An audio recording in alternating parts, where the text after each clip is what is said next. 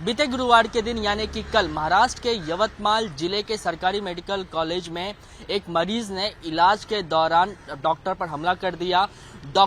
जिस डॉक्टर पर हमला हुआ उस डॉक्टर को बचाने के लिए जो सहकर्मी उसका आया उस पर भी मरीज ने हमला कर दिया।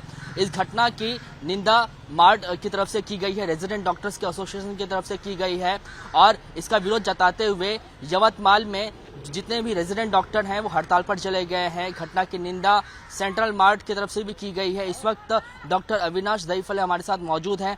आप सेंट्रल मार्ट के अध्यक्ष हैं। ये जो पूरी घटना हुई है उसके बाद जितने भी रेजिडेंट डॉक्टर हैं वो हड़ताल पर चले गए हैं। पूरा वाकया क्या था वो पहले समझाएं।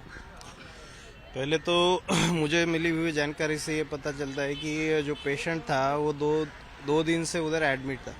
वो खुद ही एक सेल्फ इन्फ्लिक्टेड वुंड लेके आया था, जिसको ट्रीट करते हुए सर्जरी डॉक्टर ने अच्छे से ट्रीट करते हुए उनको ड्रेसिंग जो कुछ भी सुचर हो सब करके भी, और जब वो रूटीन वार्ड राउंड ले रहे थे अचानक से उधर कुछ अभी थोड़ा उनका लैंग्वेज का प्रॉब्लम था, शायद ये पता नहीं।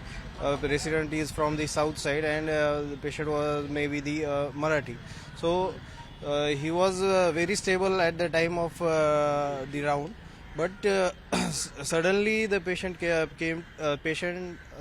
besides the bed came to him and stabbed him with the knife. अच्छा डॉक्टर, ये बताइए कि जिन दो डॉक्टरों पे अटैक किया गया उनका क्या प्रोफाइल है, उनका नाम बताएंगे और क्या किस तरीके का प्रोफाइल है उनका? नाम की जानकारी नहीं है, पर जो दो डॉक्टर को जिनको ये हादसे के दरमियान जो कुछ भी इंजरी है वो अभी बहुत स्टेबल है। पर जो अपना सबसे जो मेन जो इस पे रेसिडेंट डॉक्टर पे लगा था उसके गर्दन पे उसने स्टैब करके उसके वजह से उसको थोड़ा ओटी में लेके ही उसके बाद अभी वो आईसीयू में है पेश। कल जब ये पूरी घटना हुई तो जानकारी ये मिल रही थी कि आईसीयू में उसको एडमिट किया गया है। एक जो डॉक्टर है वो बहुत ही सीवियरली इंजर्ड है। अभी क्या कंडीशन है उसकी? अभी वो भी स्टेबल है, but still he is in ICU. Yavatmal में इस पूरी घटना के बाद जो रेजिडेंट डॉक्टर हैं वो हड़ताल पर चले गए हैं। आप लोगों ने भी अपना विरोध दर्ज करवाया है। आप लोग आगे किस तरीके का इसको लेकर विरोध अपना दर्ज कराएंगे? क्या एक बार फिर से प्रोटेस्ट आप लोगों की तरफ से किया जाएगा, या जैसा आप जिक्र कर रहे थे कि काली पट्टी बांधकर अपना विरोध दर्ज कराएंगे? आगे का प्लान ऑफ एक्शन क्या रहेगा?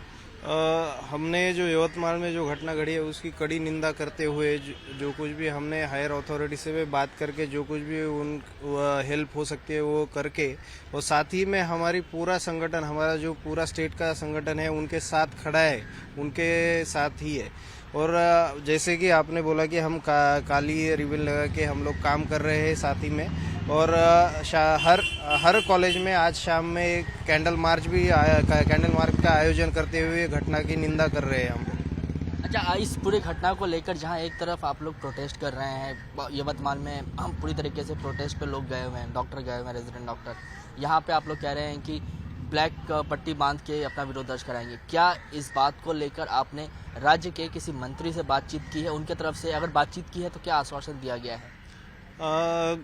मंत्री महोदय जो हमारे मेडिकल एजुकेशन मिनिस्टर है उनसे बात भी हुई है, और उन्होंने भी जो स्थानिक हमारे पदाधिकारी है उनसे बात करते हुए उनको एश्योर किया है कि जो कुछ भी एडमिनिस्ट्रेशन की हेल्प लगेगी वो सब उधर चालू है। मुझे ये भी पता चला है कि वहाँ पे जो मरीज जिसने डॉक्टर पे हमला किया है उस पे IPC 326 लगा के आगे अभी फर्दर दे आर प्रोसीडिंग।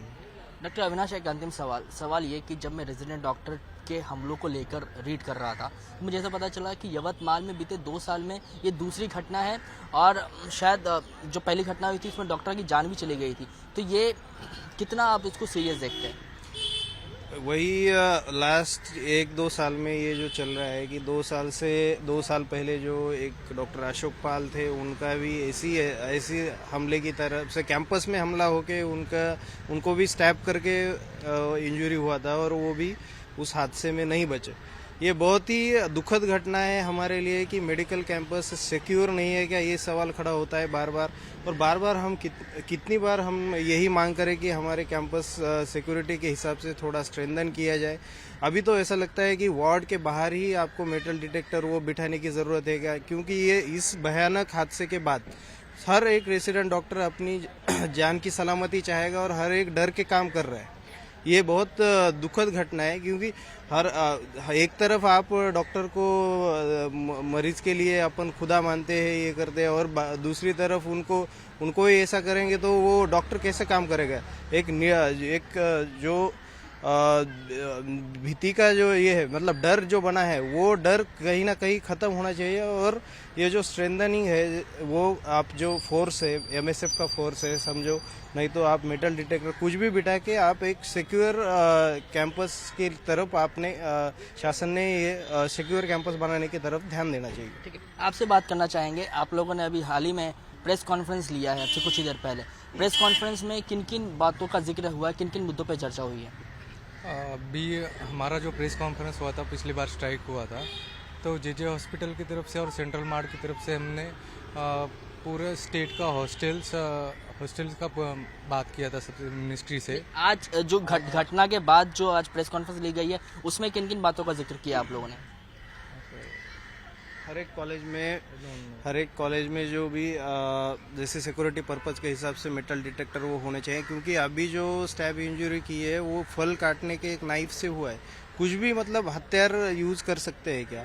तो इसका पूरा जायजा लेके हर एक हमने ऐसी भी मांग की है, और खुद कम से कम ये यवतमाल की दूसरी घटना है, उधर तो कम से कम स्ट्रेंथन करके जो कुछ भी है हो सकता है, जैसे एमएसएफ का फोर्स बढ़ाइए, महाराष्ट्र सुरक्षा बल का जो भी फोर्स है वो बढ़ाइए, साथ ही में जो जिधर भी जो भी मेन एंट्री गेट है उधर मेटल डिटेक्टर बिठाइए, और रिलेटिव का भी जो नॉर्म है वो भी किधर फॉलो नहीं हो रहा है। मतलब जो रिलेटिव के साथ रिलेटिव जो कुछ भी एकम्पनाई करते हैं पेशेंट के साथ, उनका भी कुछ नंबर एक फिक्स होना चाहिए। 2 ही है, पर तभी भी वो फॉलो अप नहीं हो रहा है। तो इसमें किधर तो एक एडमिनिस्ट्रेशन का कुछ लैक है कि वो दे आर लैकिंग और दे आर इग्नोरिंग देम, ऐसा लग रहा है हमको। धन्यवाद हमसे बात करने के लिए। कैमरामैन जावेद के साथ कृष्णा ठाकुर, एबीपी न्यूज़, मुंबई।